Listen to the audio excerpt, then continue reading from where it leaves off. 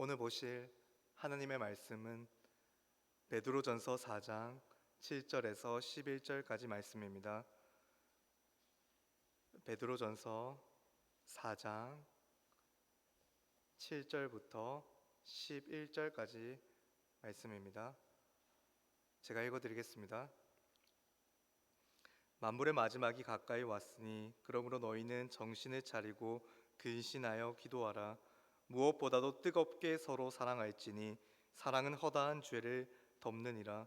서로 대접하기를 원망 없이 하고 각각 은사를 받은 대로 하나님의 여러 가지 은혜를 맡은 선한 청지기 같이 서로 봉사하라. 만일 누가 말하려면 하나님의 말씀을 하는 것 같이 하고 누가 봉사하려면 하나님이 공급하시는 힘으로 하는 것 같이 하라.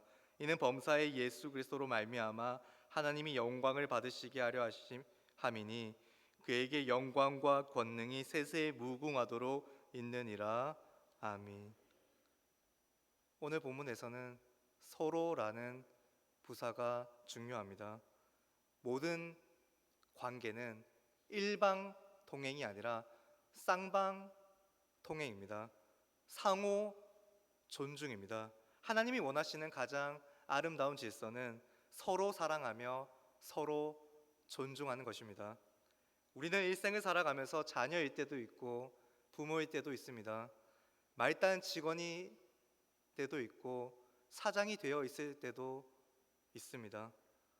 아주 편한 동갑내기 친구와 관계할 수도 있고 교회의 성도끼리 다른 성도와 여러모로 관계할 때가 많이 있습니다. 중요한 건 우리가 어느 위치에 있느냐가 아니라 우리의 시선이 어디를 향해 있느냐입니다. 우리는 먼저 하나님을 바라보아야 합니다. 하나님 나라의 희락과 평강을 누리기 위해서는 주님을 본받는 자가 되어야 합니다. 겸손해져야 합니다. 바울 사도는 에베소서 5장 21절 말씀에 이렇게 기록하고 있습니다. 그리스도를 경외함으로 피차 복종하라. 모든 관계, 우리가 살아가면서 만나는 모든 관계의 전제가 바로 이것입니다. 다른 말로 하면 예수님처럼 이웃과의 서로 사랑을 실천하라입니다. 예수님이 어떻게 이 땅에서 행동하셨죠? 섬김을 받으려고 이 땅에 오시지 않고 도리어 사람들을 섬기려고 이 땅에 오셨습니다. 언제나 낮은 자리에서 아픈 자, 귀신 들린 자, 소외된 자, 죄인들을 섬겼습니다. 그리고 많은 사람들의 영혼을 구원하기 위해 온 몸을 바치셨습니다. 참 하나님이신 예수님이 친히 그렇게 사랑의 본을 보이셨습니다. 이를 기준으로 해서 오늘 베드로서가 말하고 있는 서로 사랑하라, 서로 대접하라, 서로 봉사하라는 말씀에 귀 기울이기를 소망합니다. 본문 말씀으로 들어가 보겠습니다. 8절부터 11절까지가 서로 사랑을 실천하라는 구절인데요. 그에 앞서서 먼저 7절의 말씀을 보면 사랑의 실천을 하기 위해 요청되는 문구가 나옵니다. 7절을 제가 다시 읽겠습니다. 마지막이 가까이 왔으니 그러므로 너희는 정신을 차리고 근신하여 기도하라. 베드로는 두 가지를 말하고 있습니다. 하나는 만물의 마지막이 가까이 왔다. 다른 하나는 그러므로 정신을 차리고 깨어 기도하라입니다. 종말을 먼저 말하고 그 다음 기도를 말하고 있습니다. 우리가 육체의 남은 때를 사람의 정욕이 아닌 하나님의 뜻에 따라 살기 위해서는 이 두 가지가 필요하다는 말입니다. 만물의 마지막이라는 말은 먼저는 자기 삶이 마지막에 가까웠다는 종말론적인 의식을 뜻합니다. 한 번 죽는 것은 세상에 이치고 그 후에는 반드시 심판이 있죠. 모든 사람은 산자와 죽은 자에 대한 하나님의 마지막 심판을 경험하게 될 것입니다. 그런데 마치 영원히 살 것처럼 미련을 가진 사람들이 있습니다. 우리가 가진 종말의식은 세상의 끝과 자신의 마지막을 생각하고 사는 것입니다. 우리는 오늘 하나님이 주신 이 하루를 우리 인생의 마지막 날인 것과 같이 생각하며 진지하게 하루를 하나님 앞에 온전히 세우는 의식을 가져야 합니다.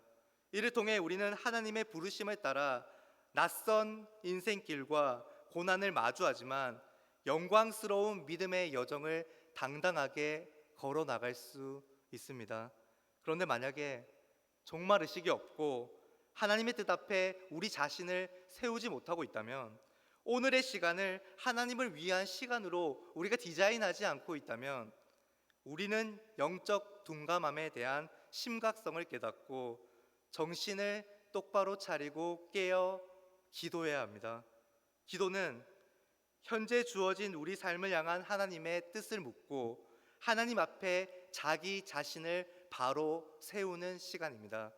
무엇보다 하나님과 쌍방간의 대화를 하는, 그러니까 하나님의 살아계심, 우리 앞에 계심을 의식하면서 인생의 주관자 되시는 하나님 앞에서 자신의 뜻을 내려놓고 하나님이 우리에게 원하시는 뜻이 무엇인지 묻는 아름다운 교제의 시간입니다. 우리를 향한 하나님의 뜻을 성령의 감동하심으로 깨닫게 되는 이 기도의 시간을 사모하는 우리 부처 성도들 되시기를 소망합니다. 여러분, 우리가 살아가는 때는 악합니다. 세월을 아껴야 합니다. 하나님이 허락하신 우리 각자의 시간을 합당하게 잘 사용합시다. 오늘이라는 시간이 다가오는 마지막 날인 것처럼 생각하는 종말론적 의식을 가지고 늘 기도로 하나님의 뜻을 묻고 하나님과 친밀한 교제의 시간을 가집시다. 이를 통해 우리는 하나님이 주시는 지혜와 영적인 분별력을 가지고 일상을 살아갈 수 있는데요, 일상의 모든 영역은, 이 모든 영역들은 다양한 관계들로 얼룩져 있습니다. 이 말인즉슨 누군가와 부대껴서 살아가는 삶을 피할 수 없다는 거죠. 그래서 베드로는 하나님의 뜻을 따라 살아가는 구체적인 삶의 모습으로 가장 먼저 사랑을 제시하고 있습니다. 하나님의 말씀을 듣고 읽고 묵상하며 하나님의 말씀을 붙들고 하나님과 기도로 교제하며 거기서 얻은 지혜와 능력으로 가장 먼저 사랑하는 삶을 살라는 거죠. 사랑 없는 행동은 사랑이 없으면 아무것도 아닌 게 되어버린다고 성경은 거듭 강조하고 있습니다. 여러분, 8절 말씀을 보십시오. 무엇보다도 뜨겁게 서로 사랑할지니 사랑은 허다한 죄를 덮느니라. 베드로 사도는 서로 사랑을 말하는데 그것도 뜨겁게 서로 사랑하라고 말하고 있습니다.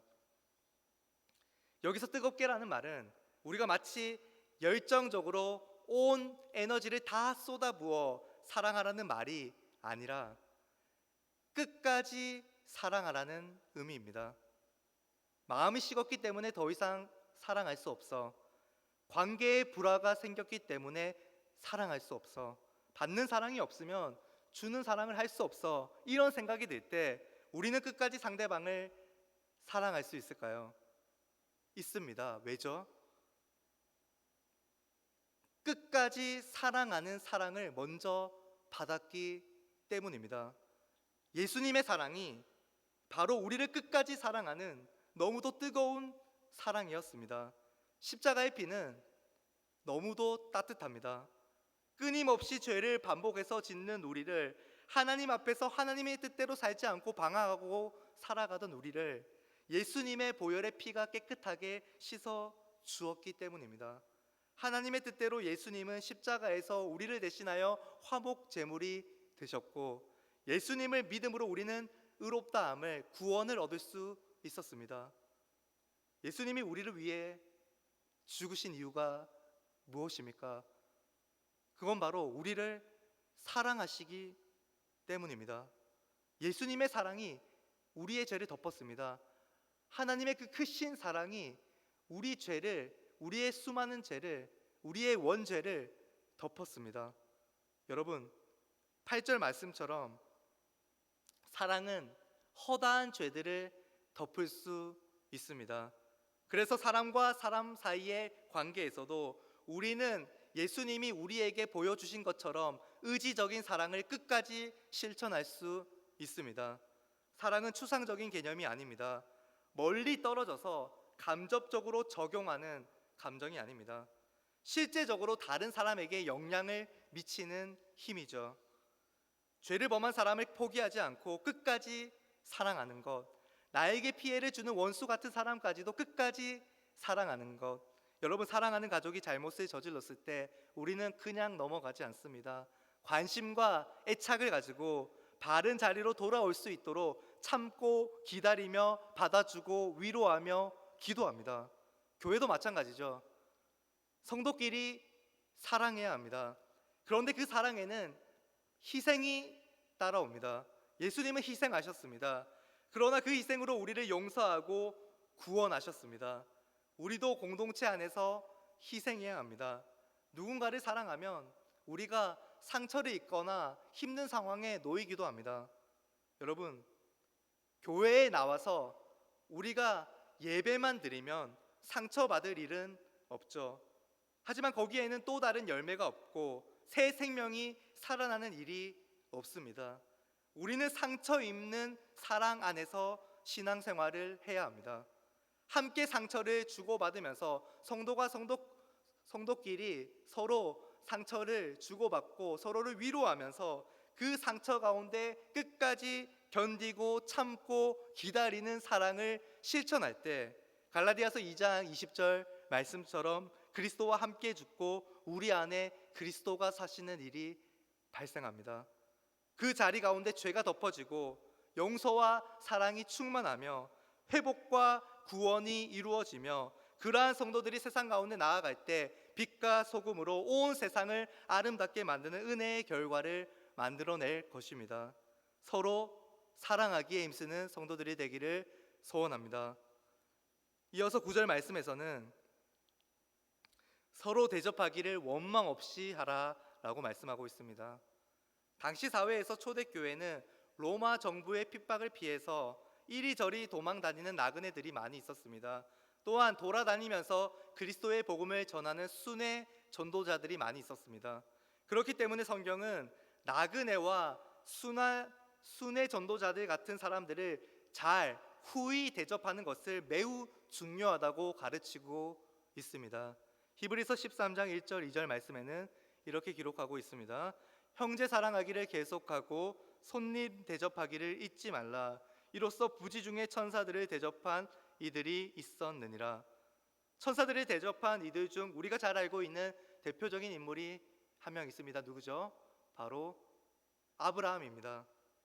창세기 18장 1절에서 5절까지의 말씀을 보면 아브라함이 지금 우리 대구와 같이 무더위 가운데 장막 문 앞에서 그 그늘 차양 밑에서 쉬고 있었는데 3명의 낯선 나그네가 뜨거운 햇빛 아래 갈증을 허덕이는 모습을 발견했습니다. 그때 아브라함이 어떻게 행동했나요? 이들을 보자마자 그 자리를 박차고 뛰쳐나가서 그들을 영접했습니다. 그러고는 신속하게 그들의 목마름을 채워주었습니다. 아브라함이 재빠르게 착착 대접할 수 있었던 건 오랜 습관 때문입니다. 아브라함은 낯선 이들을, 힘들고 지친 이들을 대접하는데 인색하지 않고 기꺼이 자신의 것을 내어주기에 힘쓰던 사람이었습니다. 이 행동을 통해 아브라함은 하나님의 사자인 천사들을 영접하게 되었고 하나님의 선하신 약속을 받게 되었습니다. 하나님과 깊이 관계하며 교제하게 되었습니다. 여러분, 죄인의 이기적인 본성은 다른 사람에게 베푸는 것을 인색하게 만들고 대접받을 때 감사에 인색하게 만듭니다. 대접하는 사람은 굳이 안 해도 될 일을 했다고 생각하고 대접받는 사람은 마땅히 받아야 할 것을 받았다고 생각하게 됩니다. 자기중심적인 사고방식, 이기적인 방식으로 이루어진 대접은 원망과 불평을 만들어냅니다. 반면 하나님의 은혜에 기초한 대접은 서로 대접하되 원망 없이 하는 것입니다. 아브라함은 원망 없이 자원하는 심령으로 이웃들을 대접했습니다. 어떻게 그렇게 할 수 있었을까요? 그는 하나님으로부터 황송한 대접을 받으며 살아가고 있음을 늘 기억하고 있었습니다. 하나님의 놀라운 은혜와 사랑이 자신의 인생길에 가득 넘쳤음을 알고 매사에 감사하는 마음을 가지고 있었죠. 하나님의 대접이 그의 대접의 원천이었습니다. 여러분, 하나님이 우리를 얼마나 잘 대우해 주십니까? 우리의 작은 신음에도 귀 기울여 주시고 우리의 목마름과 허기를 일용할 양식으로 채워 주십니다. 지금까지 건강하게 지켜 보호하여 주신 것도 하나님이 우리를 계속해서 돌보아 주셨기 때문입니다. 하나님의 대접을 기억하며 서로 대접하는 데 인색하지 말고 다른 사람들에게 넉넉하게 베푸는 푸처 성도들 되기를 소망합니다. 마지막으로 다룰 부분은 서로 봉사하라입니다. 10절 말씀을 보면 각각 은사를 받은 대로 하나님의 여러 가지 은혜를 맡은 선한 청지기 같이 서로 봉사하라 라고 말하고 있습니다. 우리가 가진 은사로 다른 사람을 봉사하는 일은 하나님께서 우리에게 은혜를 허락하셔서 우리에게 맡기신 임무입니다. 우리가 가진 은사, 달란트들은 모두 하나님으로부터 받은 것이죠. 구원, 은사, 믿음, 우리의 건강과 우리가 가진 소유 모두 다 하나님의 은혜의 선물로 받은 것입니다. 그렇기 때문에 우리가 신앙 안에서 이웃을 섬기는 일은 자신의 능력과 실력을 의지하지 않고 오로지 하나님의 은혜와 지혜를 의지할 때 가능합니다. 우리가 가진 모든 것이 하나님의 것이라는 믿음이 있을 때 은사로 다른 사람을 섬기는 일에 사랑이 깃들어서 상대방을 변화하게 만들고 함께 하나님의 영광을 위해 또 다른 봉사를 하게 하며 기쁜 마음으로 지치지 않고 계속해서 봉사를 하게 만듭니다. 그런 마음으로 서로 봉사할 때 공동체는 더욱더 단단해질 것입니다. 하나님의 은혜의 선물에 늘 감사하며 각자가 잘할 수 있는 일로 다른 사람들을 섬기고 교회를 섬기는 일에 최선을 다하는 우리 성도들 되시기를 소망합니다. 11절 말씀을 함께 읽고 말씀을 정리하도록 하겠습니다. 11절 말씀 시작. 만일 누가 말하려면 하나님의 말씀을 하는 것 같이 하고 누가 봉사하려면 하나님이 공급하시는 힘으로 하는 것 같이 하라. 이는 범사의 예수 그리스도로 말미암아 하나님이 영광을 받으시게 하려 함이니 그에게 영광과 권능이 세세에 무궁하도록 있느니라. 아멘. 여러분, 서로 사랑하라, 서로 대접하라, 서로 봉사하라는 말씀은 어떻게 실천 가능합니까? 하나님을 경외함으로 낮은 자세로 말씀을 통해 지혜와 영적인 분별력을 함량하고 하나님의 은혜로 인해 우리가 날마다 살아가고 있음을 기억하고 감사하며 하나님을 의지함으로 하나님이 주시는 능력으로 행동하고 매사에 예수님을 깊이 생각하고 예수님을 본받아 하나님이 기뻐하시는 뜻에 순종하려고 했을 때 비로소 실천 가능합니다. 오늘 또 한 성령 안에서 중보자 되시는 예수님을 바라보며 말씀과 기도, 하나님을 신뢰함과 하나님을 경외함으로 충만해져서 서로 사랑하되 끝까지 사랑하고 대접하되 원망 없이 대접하며 봉사하되 예수 그리스도의 힘으로 봉사하는 참된 그리스도인들 되시기를 간절히 소망합니다.